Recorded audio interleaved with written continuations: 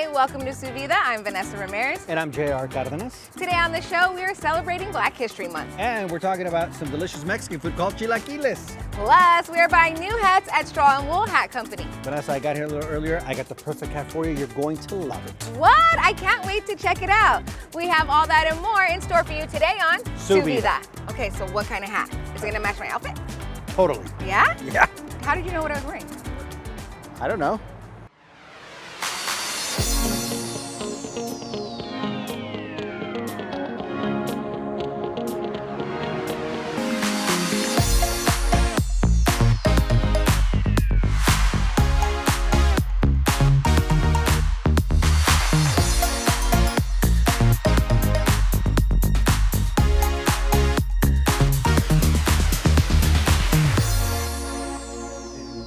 Every February, people in the United States celebrate the achievements of African Americans as part of Black History Month.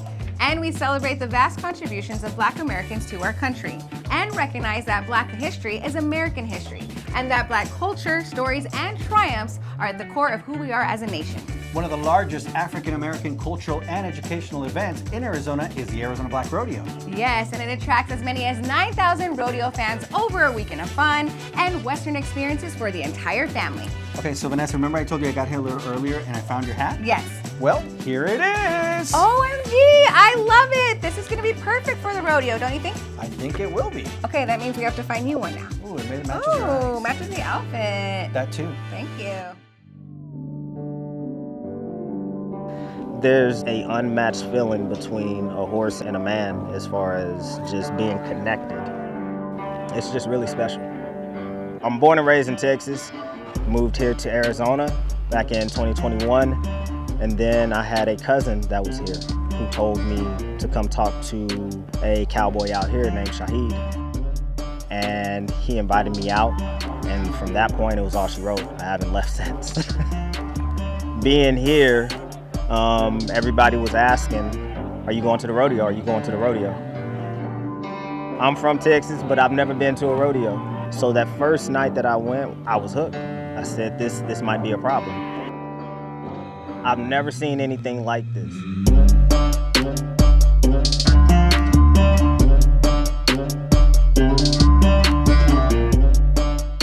So the Cowboys, they really love Arizona. Chris German is one of our upcoming bull riders, and I think he's so excited to ride and participate in the upcoming rodeos in Arizona.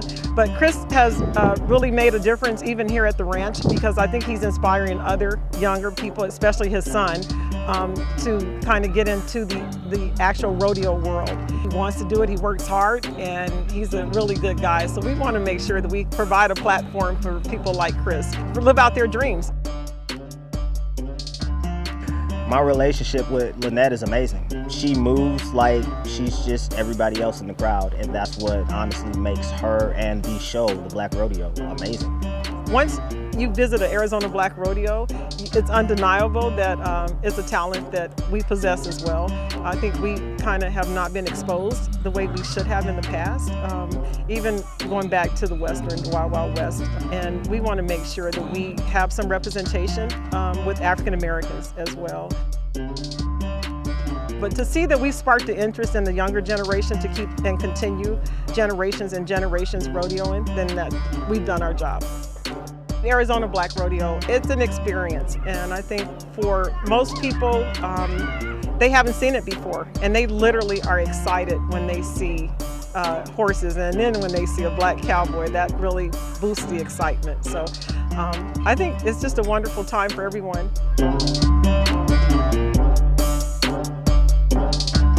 All right, make sure you get your tickets early for the Arizona Black Rodeo. It's going to be held August 30th and 31st here at West Road in Scottsdale, Arizona.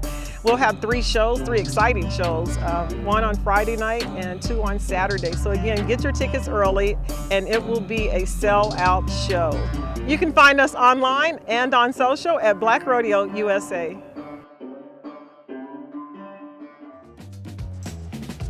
Oh, Vanessa, what do you think of my hat? Oh, I like that one. That looks good. Yeah, okay, well, what about look, this I one? narrowed it down to 3. What about this one right here? I like this one. Oh, that one's a good one too. Can you just try this one on for me? Yeah, sure, of course. Anything for you. I like this, right? Let's see. Looks good. This one right here. What do you think? It's hard to choose. They all look great, but I think this one is great for the Arizona Black Rodeo. Don't you think? I think I'm ready for the Arizona Black Rodeo myself. Yeehaw, we're ready to go. We look good. I like it. All right, stay tuned because in return, we're going to interview the owners of Straw and Wool Hat Company to learn about their journey. Ready? Let's go. Su Vida is brought to you by Sands Chevrolet. Sands is the one. And Chicanos por la Causa. We are CPLC. Hey everybody, welcome back to Su Vida. I'm JR Cardenas. I am joined by Henry, half of the mastermind behind Straw and Wool Hat Company. We're gonna get to the other half in just a little bit. But Henry, can you tell us a little bit about how Straw and Wool Hat Company came to be? Absolutely. So we actually have a nonprofit where we host a marketplace for small Black-owned businesses here in the Valley. And one thing that we quickly noticed is that there weren't too many products there for men. So just as an effort to fill a gap, fill a void for the male shoppers at our marketplace, we landed on hats, gave it a test, and people seemed to like them. And from that point, we launched it 3 days before quarantine. And that was probably one of the best things that happened to us because we went from a goal of being just a small local hat shop to building our online presence and been one of the fastest growing hat companies in the country. You guys have grown so much since you guys started in 2020. Tell us a little bit about how you even went off and started your own hat brand. You know about that? Yeah, absolutely. So when we first started, we were strictly a retailer of brands that already existed out there in the marketplace. But we would get customers coming in all the time looking for specific things that these brands just didn't offer, even sizes. So we set out to find the manufacturers that could produce top quality hats. And when we did so, we came out with our own brand called the Ori collection by Straw and Wool. And Ori is basically your higher self. And when we released these brands, we named them after historical towns in Black America that played a role in shaping our experience here. Whether that town is here or not, we wanted to make sure that our history was preserved. And maybe if you didn't know about it, when you got that hat, you saw the name, you might take it upon yourself to do a little more research and, brush up on your Black history. And just as Straw and Wool has grown over the years, so has their nonprofit, Archwood Exchange. Just a few steps up the street from Straw and Wool, you'll find two businesses as a result of the nonprofit. Stardust and Sage and Acres, a community creators marketplace that's home to over 30 Black-owned businesses. Ali. Hey, JR. What's up? And tell me a little bit about the mission of Acres. Yeah, so the mission of ACRES, in order to fully understand, you have to understand what ACRES stands for. It's Archwood Community Resource Empowerment Strategy, right? Which was originally Archwood Exchange.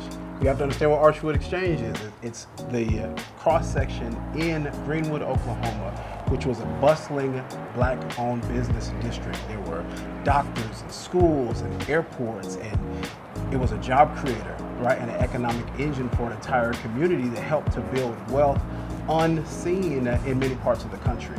And unfortunately, most people don't know the history. It was destroyed, right? It was burned down. And so what we are attempting and striving to do with Archwood Exchange and with Acres is to rebuild a foundation for entrepreneurs and aspiring entrepreneurs, those who want to fulfill their dream of owning their own business, of creating jobs, creating wealth.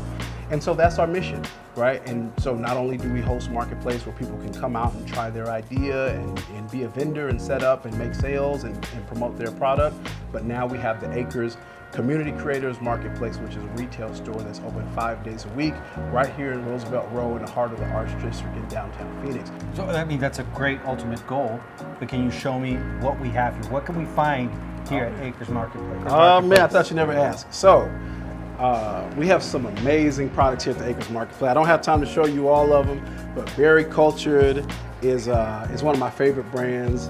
You can see the design, you can see some of the products of my daughter's favorite stuffed animal. She calls it Berry. Let's see what else we got in here.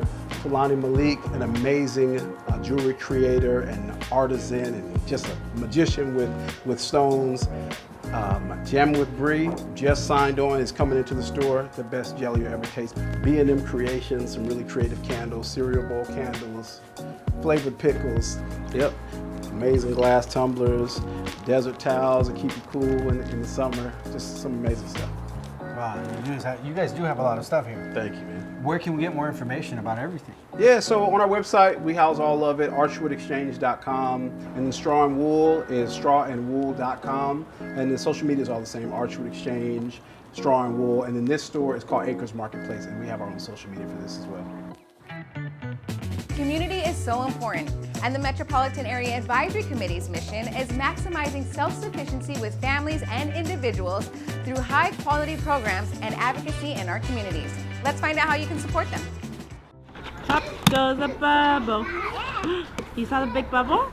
MAC started out in 1965 as the Mexican American Advisory Committee, really focused on being able to open opportunities for Mexican Americans that were in the United States, specifically in San Diego. In the 1970s, the name changed to the Metropolitan Area Advisory Committee, and really to let itself be known that it's an organization that is very inclusive and it's open to all. We have blue and dark blue. Our focus with the children is not just a child care program where we're taking care of the children while the parents go to work.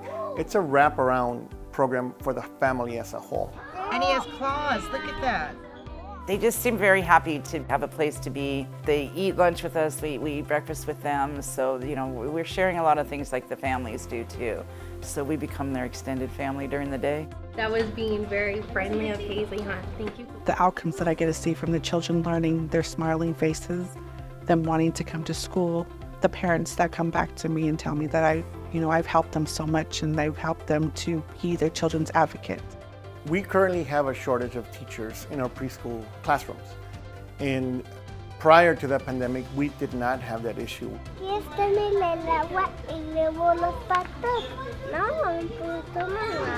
We identified the issue when we were looking at we need to go raise our salaries of our teachers so that we can be competitive. And through that process, we were able to increase the salaries on average of about 24%. Some salaries went up by 35%. And now we are at the competitive or better salaries than the school districts around here in San Diego County. You were right, it was lost. We need more dedication to these kids. We need to give them all the opportunities that we didn't have when we were growing up, to be that voice for them. If you're a teacher right now and you want to look at an opportunity in a career with our organization, there's a lot of value in coming in. We operate not only a preschool where we are helping and working with the children, it's part of an organization that has a mission of maximizing self-sufficiency for families. Once you come in and you've been working here for a while, you can go up to about $74,000 for a preschool teacher. And that's very competitive here in the county of San Diego. It is critical that we get them in as soon as possible so that we can start that development of the 0 to 5, which is the most critical years of learning for children. Just having genuinely good-hearted teachers that want to be here, that want to see these children grow and flourish and have the opportunities that they can give them. It's a good program for children that need it. The sooner that we can get them here, the sooner we can open our classrooms, which are in high demand by the children on the waiting list. Tomatoes and cheese, and that's all, please. Stick around, we have more Su Vida coming up right after this.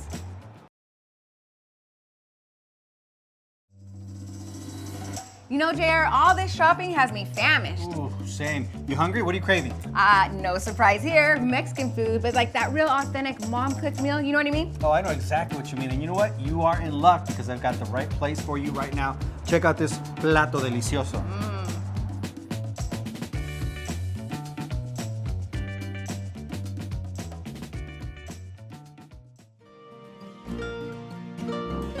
My mother says since I was like 7 years old, used to go to the mercado in Mexico, and I asked her to buy me kitchen stuff, and she was thinking that I was looking for small toys, and I tell her, no, I need a big batch because I want to cook. When we're laughing about it, she's like, you get to cook on your soul since you were like 7, 8 years old. It's a pleasure for me to cook every day, all day long.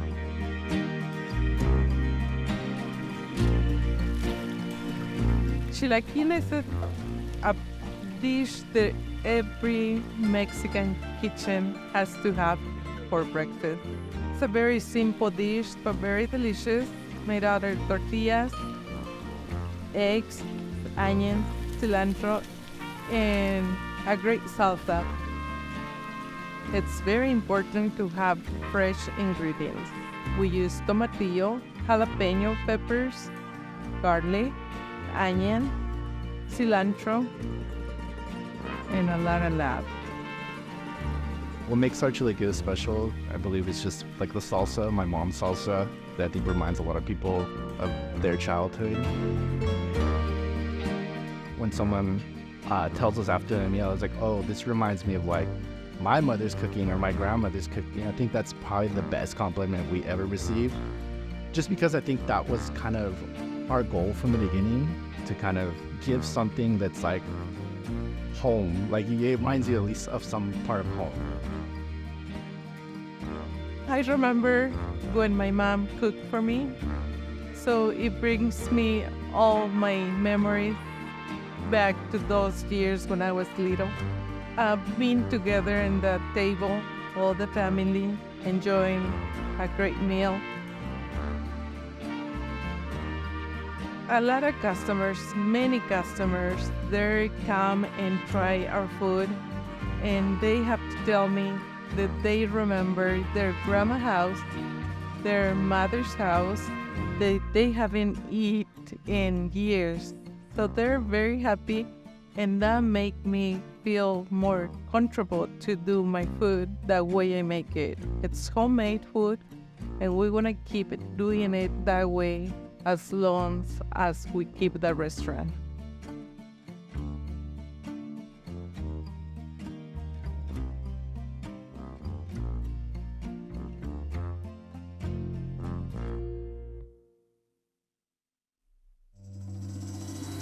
Wow, that made me even hungrier, Vanessa. You know, Presidio Cocina Mexicana is so good. Everything I've had there has just been delicioso. Oh yeah? Well then maybe we should go there after the show. What do you think? I think that's a great idea, Vanessa. Okay, and you're paying because I know that you recently went to Vegas to play with some monster trucks without me, so I guess my invite got lost in the mail.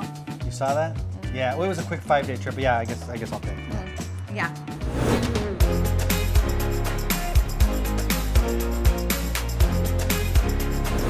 Wow, that really did look fun. It was fun. Next time you're coming with. Okay. Stick around, we got more Su Vida coming up right after this. I'm gonna hold you to that. I got on a truck, 1,000 tons of metal flying through the air, and I was in it. You were in it? Yeah.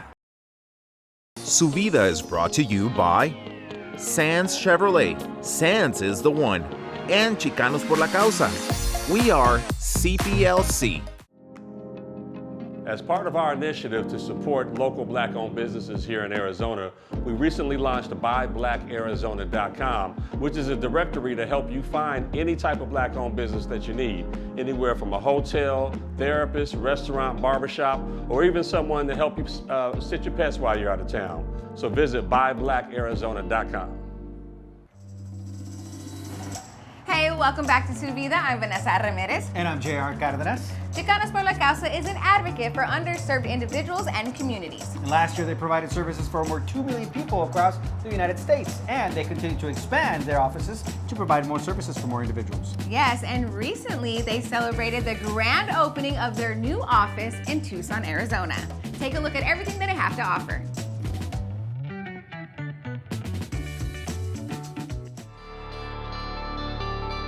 We are happy to announce the grand opening of our CPLC Community Hub to help folks navigate the different immigration applications like citizenship, their visas. In addition to that, we are also able to provide community health navigation as well as resource navigation services, which is a brand new service to the Tucson region. In this office, we also have our CPLC Community School Administration, and it is a nice way to provide that holistic wraparound service, specifically to our students and their families. So it's a nice wraparound service. Envision is one of 2 charter high schools that CPLC has in Tucson.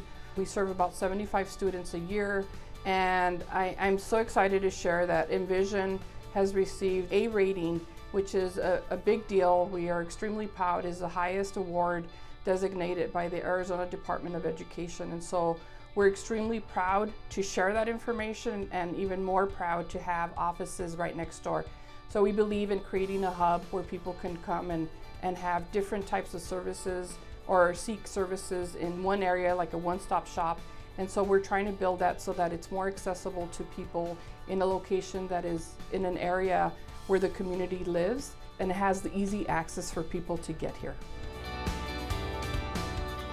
Well, I think with Alicia, we're very excited because this, in the 54 years of Chicanos por la Causa being in existence, we've never had a woman CEO.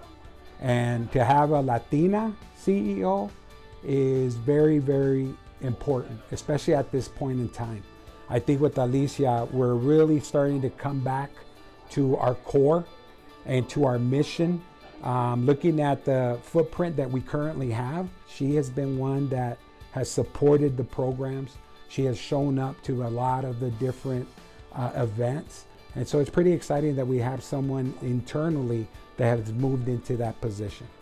Tucson has been one that we have been consistent, but now we're looking to grow even more and to bring more resources and services so that the community can get to a place that we can help them with empowering their lives. 30 years ago, Lorraine Lee started the offices here in Tucson. So Lorraine Lee was the first executive vice president for Chicanos por la Causa, and she was such a powerful voice for the community. We have 3 charter schools, 2 in Tucson and 1 in Phoenix, and so it's a testament of what Lorraine Lee vision was, and it's a reflection of what she did and what CPLC continues to do in her honor.